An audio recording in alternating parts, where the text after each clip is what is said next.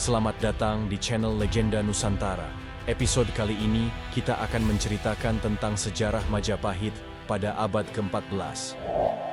Di tengah gemuruh sejarah Pulau Jawa, muncullah seorang raja agung yang membawa gemilang bagi kerajaan Majapahit.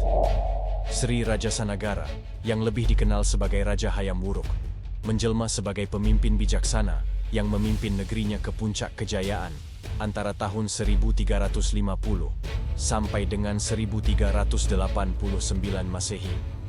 Mari kita menyelami perjalanan hidup dan kepemimpinan yang luar biasa dari raja ini.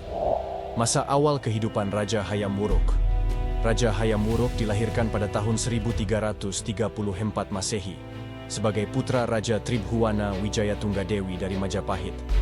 Sejak kecil, Hayam Wuruk telah menunjukkan bakat kepemimpinan dan kecerdasan yang luar biasa.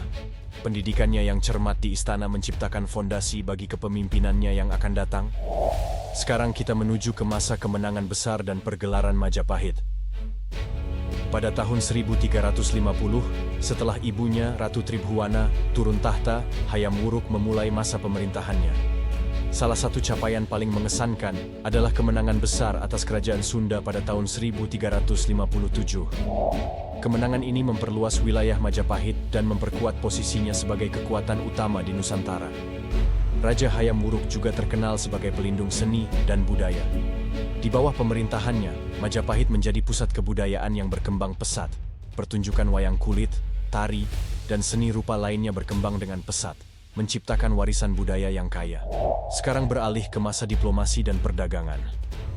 Hayam Wuruk tidak hanya seorang panglima perang yang ulung, tetapi juga seorang diplomat handal. Kebijaksanaannya dalam menjalin hubungan dengan kerajaan tetangga membawa perdamaian dan kemakmuran bagi Majapahit.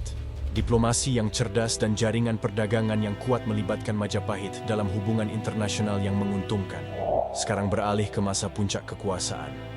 Masa kejayaan Majapahit di bawah pemerintahan Raja Hayam Wuruk mencapai puncaknya pada pertengahan abad ke-14.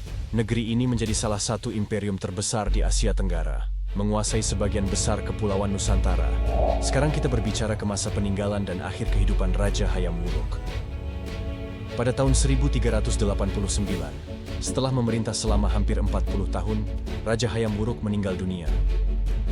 Peninggalannya tidak hanya berupa wilayah kekuasaan yang luas, tetapi juga fondasi kuat bagi kebudayaan Majapahit yang masih terasa hingga hari ini. Meskipun kematiannya, kejayaan Majapahit berlanjut beberapa lama sebelum akhirnya mengalami kemunduran.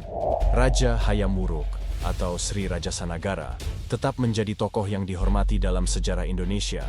Kepemimpinannya yang bijaksana, kemenangan besar, dan dukungannya terhadap seni dan budaya membuatnya menjadi salah satu raja yang paling diingat dalam sejarah Majapahit dan Nusantara secara keseluruhan.